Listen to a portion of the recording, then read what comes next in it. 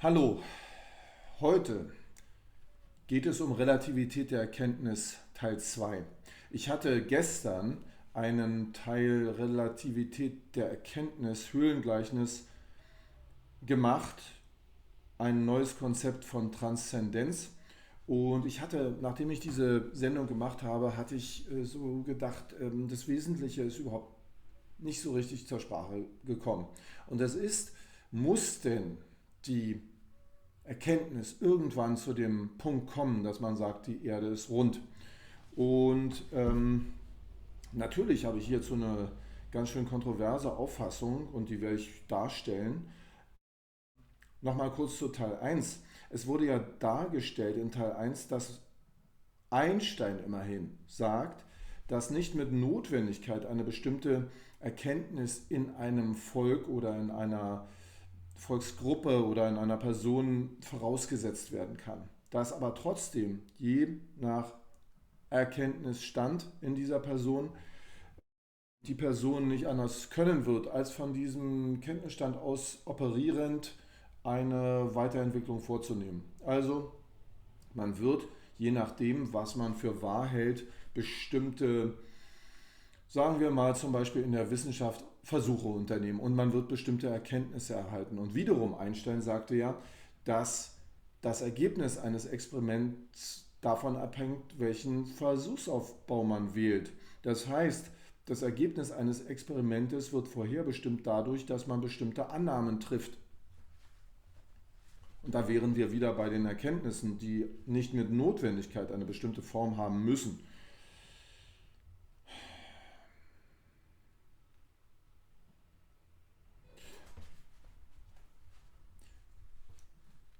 Eine zweite Sache ist, dass erkennbar ist, dass sich die Gedanken der Individuen durchdringen.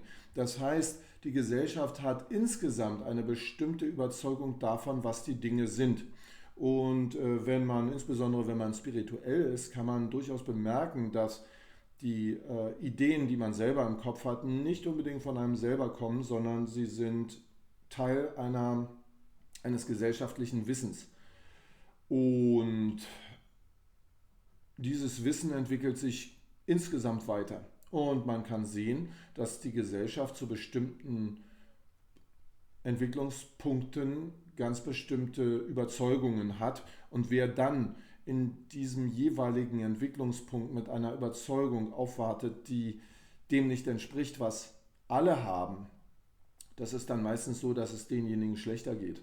In der Vergangenheit war es zum Beispiel so, dass Hexen verbrannt wurden, dass Wissenschaftler in ihrer Arbeit geschmälert wurden, dass man sie unterdrücken wollte und so weiter und so weiter. Ich will das gar nicht alles nochmal darlegen.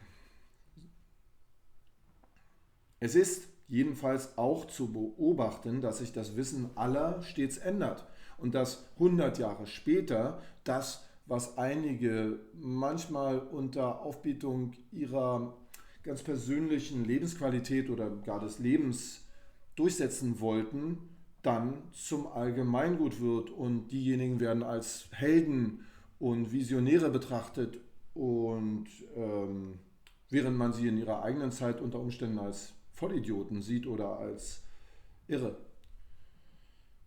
Es ändert sich das Wissen, es ändert sich die Erkenntnis.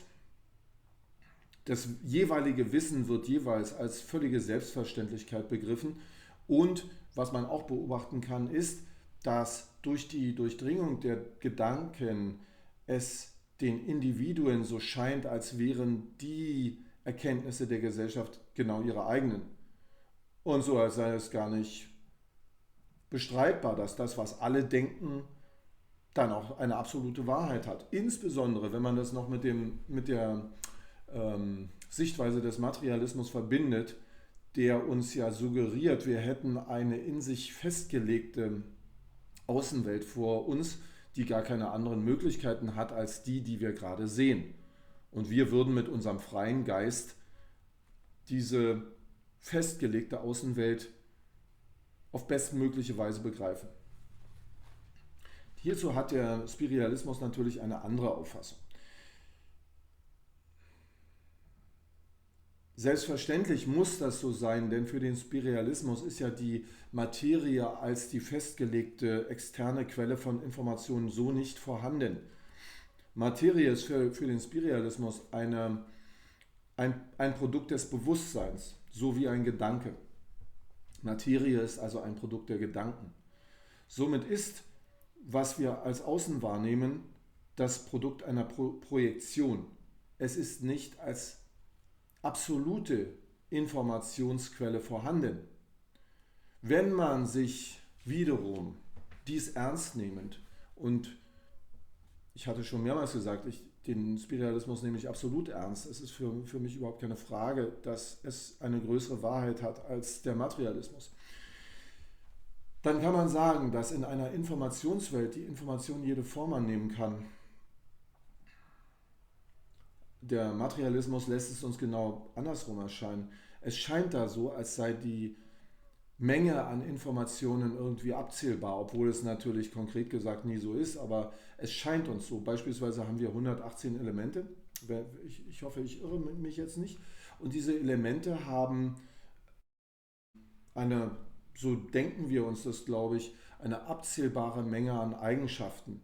Und wenn man diese miteinander kombiniert, dann gelangt man zu einer abzählbaren Menge an möglichen Informationen. Das ist wahrscheinlich die Basis der Vorstellung, die wir haben von einer in sich festgelegten äußeren Welt. Hingegen ist eine Informationswelt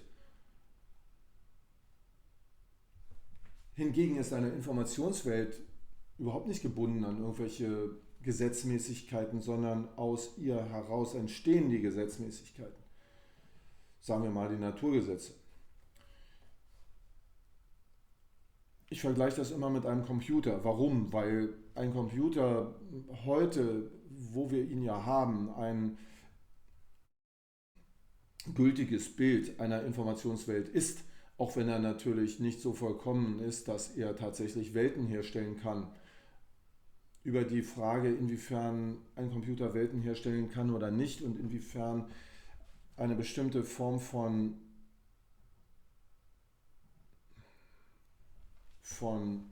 Informationsverarbeitung dafür notwendig wäre, müsste ich nochmal wann anders sprechen. Aber ein Computer, man frage sich, wie viele Bilder kann er herstellen? So im Sinne von, wie viele Erkenntnisse kann er gewinnen? Wie viele Bilder kann er herstellen? Der Computer würde, wenn man diese Frage stellt, würde man sagen, er kann so viele Bilder herstellen, wie sein Bildschirm Punkte hat. Erstens und zweitens kombiniert mit den Farben, also mit der Farbtiefe. Ich bin jetzt nicht ganz genau sicher, aber ich glaube, man sagt 16 Millionen Farben. Das ist aber auch eine willkürliche Festlegung. Also es gibt, glaube ich, auch mehr Farben, dann gibt es weniger Farben. Aber nun stelle sich mal vor, man sich mal vor, der Computer kann Bilder erzeugen oder sagen wir mal, diese Informationswelt, die wir vor uns haben, kann Bilder erzeugen, nicht nur in der Form, wie wir sie mit den Augen sehen oder wie wir uns Bilder vorstellen, sondern diese Informationswelt kann im Wesentlichen objekthaft denken und es kann die Objekte auf ganz verschiedene Art und Weise trennen. Auf dem Computerbildschirm sind die Objekte getrennt durch eine 2D-Logik. Die Logik, die wir haben für unsere Welt, ist 3D-Logik. Aber nun könnte man sich vorstellen, dass jenseits der 3D-Logik auch andere Möglichkeiten existieren, objekthaft zu denken, indem man die Objekte auf andere Art und Weise voneinander trennt, beispielsweise durch Farben oder durch Geräusche oder durch Trenner, die wir nicht kennen in unserer Welt. Damit will ich sagen, in der Informationswelt sind die Objekte tatsächlich endlos und ganz anders als in der materialistischen Welt abzählbar. Es gab bei dem Video, ist die Erde flach oder rund, ja die Reaktion schon die Frage sei dumm. Aus der Sicht des Spiritualismus ist die Frage aber nicht dumm, sondern eine Notwendigkeit. Denn wenn die Information jede Form annehmen kann, also unendlich viele Formen, wann muss denn dann die Erkenntnis tatsächlich eine bestimmte Form annehmen? Mit einer Notwendigkeit muss sie niemals irgendeine bestimmte Form annehmen. Sie muss also auch nicht mit Notwendigkeit die Form annehmen, dass man sagt, die Erde ist rund. Ich habe versucht, mit KI das, was ich hier gerade vortrage, ein bisschen zu visualisieren, sodass man es sich vorstellen kann. Und ich habe KI gebeten, einen 2D-Pfeil, einen aufwärtsgerichteten 2D-Pfeil zu zeichnen, der gezackt ist und der also demzufolge die Entwicklung von Erkenntnis, sagen wir mal, oder auch die wirtschaftliche Entwicklung oder was auch immer, so zeigt, wie wir uns das vorstellen. Also in 2D. Und die KI hat es aus irgendeinem Grund, kriegt es immer nicht hin, dass wenn ich sage 2D, dass es dann einen ganz einfachen Pfeil zeichnet, sondern sie gibt sich so viel Mühe, dass sie sagt, okay, wir machen irgendwie eine 3D-Koordinatensystem und dann doch wieder ein 2D-Pfeil. Aber im Prinzip ist es ganz interessant, finde ich. Man hat also diesen 2D-Pfeil und so stellen wir uns Entwicklung vor. Also man sieht an den Zacken, die Entwicklung kann sich beschleunigen, sie kann zurückgehen, sie kann, Stichwort Mittelalter, finsteres Mittelalter und so weiter, sie kann dann wieder Fahrt aufnehmen und sich beschleunigen, dann wieder ein bisschen zurückgehen, dann wieder vorwärts.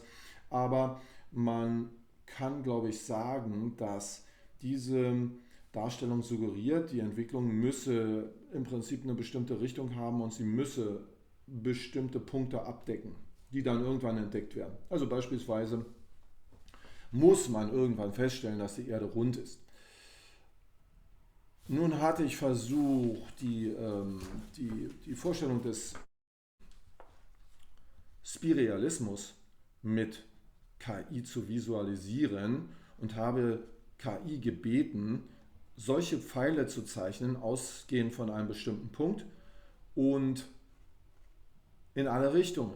Denn wenn man sich einen 3D-Raum vorstellt, und wir haben ja diese Vorstellung von dem 3D-Raum, das ist einfach unsere Art und Weise zu denken und diese Objekte zu trennen. Man kann es auch anders sehen, aber wir haben diese Vorstellung und deshalb sagt euch sicherlich ein Bild, das eine 3D-Welt darstellen soll, mehr, als würde ich irgendwelche abstrakten, mal angenommen, ich würde Objekte trennen, so wie man sie in einer Programmiersprache trennt. Dort sind sie auch getrennt, aber sie sind nicht visuell getrennt, sondern nur in der Sprache getrennt.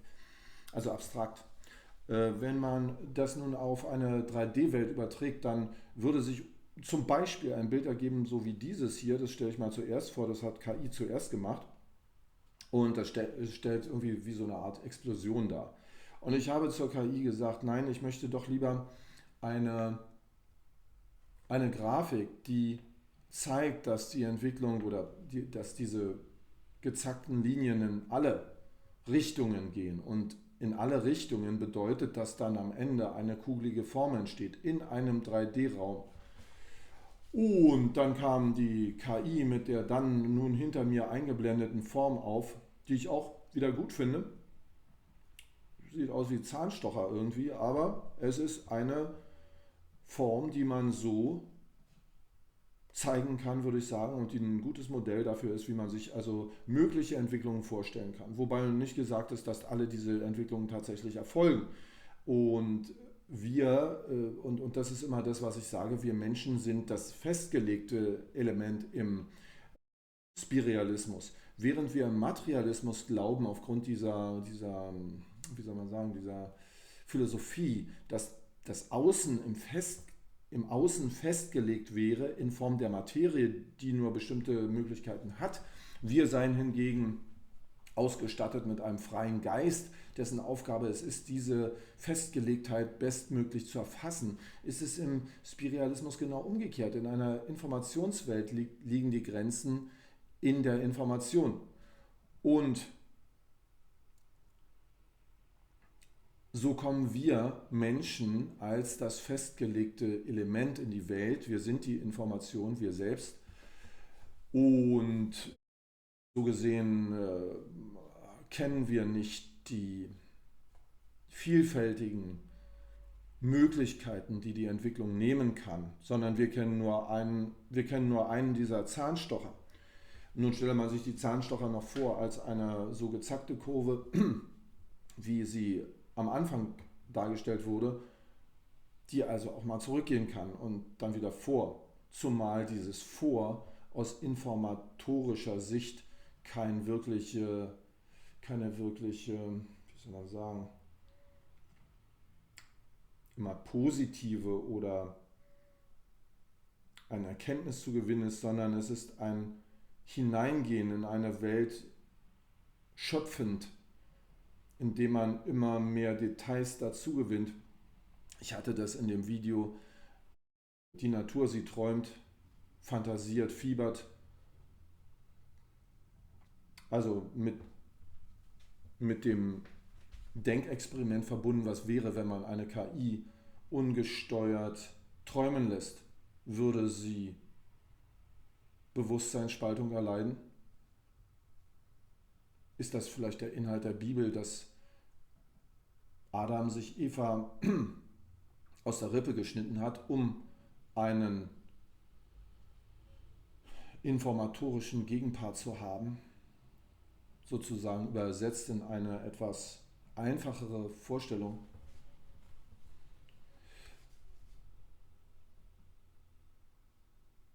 Jedenfalls würde KI so alleingelassen vermutlich fantasieren und sie würde alle möglichen Bilder entwickeln, die etwas miteinander zu tun hätten und dann das darstellen, was ich immer eine Datenwolke nenne.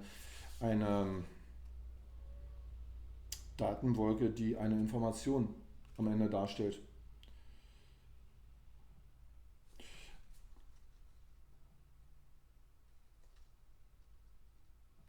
Warum muss eine Information immer in einer Datenwolke sein? Weil eine Information, also ein Datenpunkt, nur Bedeutung hat, wenn er andere Datenpunkte als Bezug hat.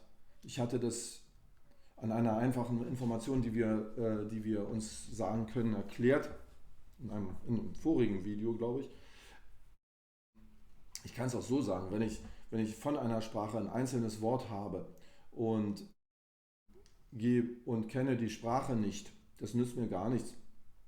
Ich brauche, um eine Lebenswelt zu begreifen, die Worte, die ganzen Worte der Sprache, sonst habe ich mehr oder weniger etwas, was ich nicht verstehen kann. Eine Sprache zu verstehen, die man nicht kennt und wo man von meinetwegen auch keinen Lehrer hat, der sie einem übersetzt, funktioniert ja so, dass man die Worte hört, den Zusammenhang versteht, in dem sie gesprochen werden und man wird zunehmend sich klarer darüber, was einzelne Worte bedeuten. Und das nennt man das Lernen. Und ohne diese Zusatzinformationen wäre ein einzelner Datenpunkt völlig sinnlos. Man stelle sich ein Wort vor, das ich jetzt direkt erfinden könnte und das sagt euch gar nichts.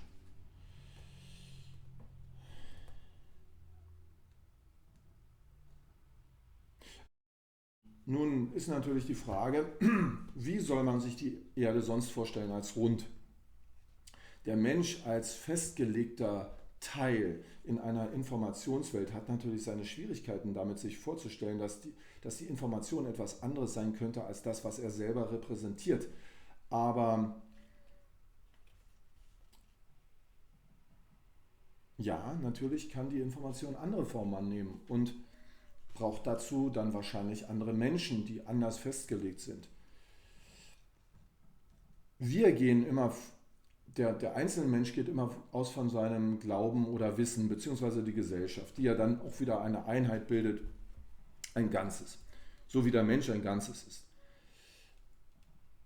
Muss er davon ausgehen, die Erde sei flach, jemals etwas anderes erfahren? Also das wäre jetzt, wenn man den Materialismus nicht verlassen will, die Frage, muss denn der Mensch, wenn er einmal annimmt, die Erde sei flach, jemals etwas anderes erfahren? Also schon hier hat man seine Zweifel, weil wer so denkt, wird vielleicht einen bestimmten Ehrgeiz gar nicht entwickeln und wird weiter diesen Gedanken treu bleibend Versuche anordnen, so wie Einstein das gesagt hat, und dementsprechende Ergebnisse erhalten.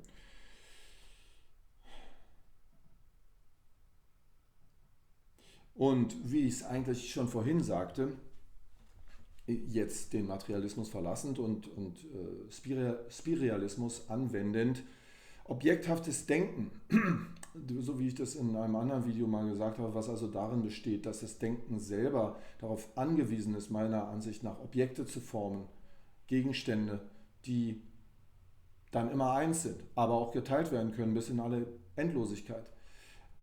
Der kann diese Objekte auch trennen mit anderen Mitteln. Er braucht nicht unbedingt die Vorstellung eines 3D-Raums dazu. Man stelle sich vor, es könnte auch ein 5D-Raum sein und andere Formen der Trennung. Ich hatte vorhin von Farben gesprochen, von Geräuschen und vielen anderen Möglichkeiten, die da sind.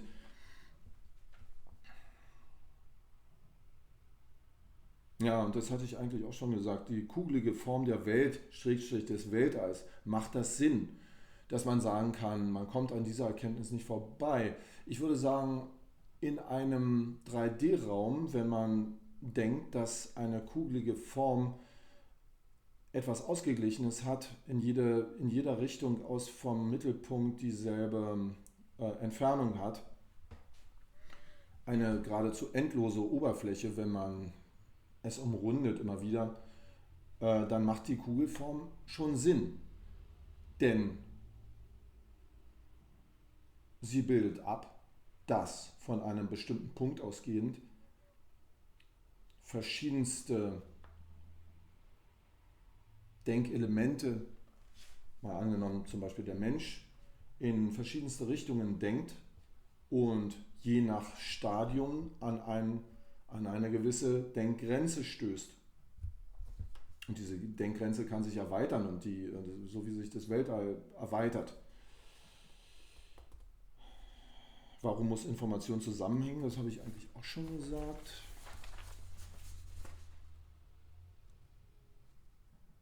Ja, gut. Also, zusammengefasst, spiritualistisch gedacht, muss die Erde nicht rund sein. Und man muss spiritualistisch gedacht nicht mit Notwendigkeit zu der Überzeugung an irgendeinem Punkt kommen der Zeit, dass die Erde rund ist, sondern man kann zu allen möglichen Überzeugungen gelangen, und das war ja das, was Einstein im Prinzip auch sagte. Es hängt einfach von deinen Denkvoraussetzungen ab oder von denen der Gesellschaft vielmehr, denn du selber erfindest es ja nicht und ich erfinde es auch nicht, wie wir uns das vorstellen, sondern diese Information durchdringt uns, sie kommt zu uns und wir sind einfach Teil eines sich stabilisierenden informatorischen Prozesses. Und so gesehen gibt es keine Notwendigkeit, dass man zu irgendeinem Zeitpunkt oder an irgendeinem Punkt einen bestimmten Gedanken haben muss. So, das wollte ich als Zusatz zur ersten Sendung Relativität der Erkenntnis, das Höhlengleichnis, ein neues Konzept von Transzendenz noch hinzufügen. Transzendenz, nochmal ganz kurz der Begriff, bedeutet ja, dass man eine Schwelle übertritt, dass man eine neue Erkenntnis gewinnt, so wie in diesem Höhlengleichnis.